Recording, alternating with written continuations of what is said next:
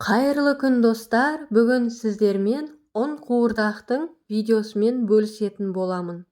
Бізге керегі ет көп болғаны дұрыс, өйткені бұл тағам жартысы ет, жартысы қамырдан тұратын болса, өте дәмді болады.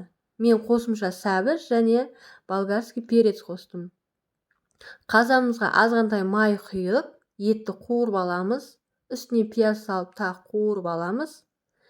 Енді оттың астын өте жай қойып, етті жай отта пісіреміз. Сәлден соң тұзымызды салып, еттің өзінің суы бар болса, су құймаймыз. Суы тартылып қалса, кішкене су құямыз. Ет піскен кезде оттың астын өшіреміз. Енді қамырымызды илейміз. Көп жасағыларыңыз келсе 2 зуала илейсіздер, азғантай болса 1 зуала жетеді. Мен 2 зуала иледім. Қамырымызды жақсылап жайып, қатты жұқайы қылмаймыз, қатты қалың қылмаймыз.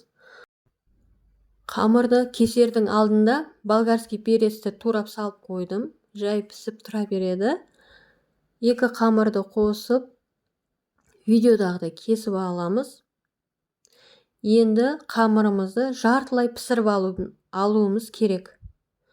Қызып тұрған құрғақ табамызға 2 бетін аударып, жартылай пісіріп аламыз.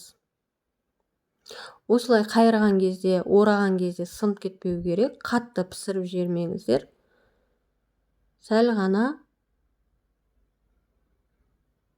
2 бетін аударып, осылай пісіреміз. Арасына ұн жақпаймыз, еш нәрсе жақпаймыз. Енді барлығын орап, турап аламыз. Енді пісіп тұрған еттің үстіне 1 кесе суымызды құямыз.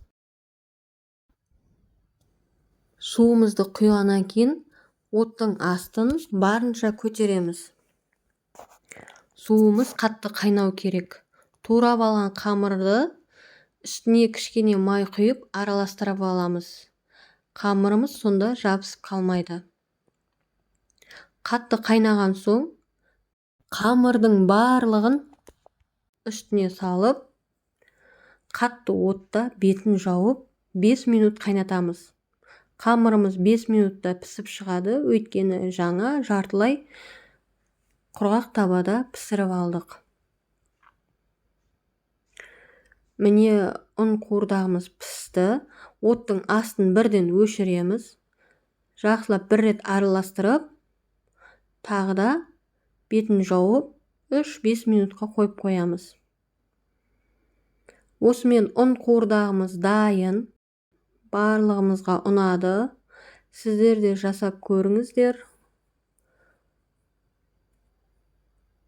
Жасап ұн қуырдақ сіздерге ұнап жатса, комментарийға жазып, бөлісуді ұмытпаңыздар. Видео ұнаса лайк басып, тіркеліп кетіңіздер, достарыңызбен бөлісіңіздер. Назарларыңызға рахмет.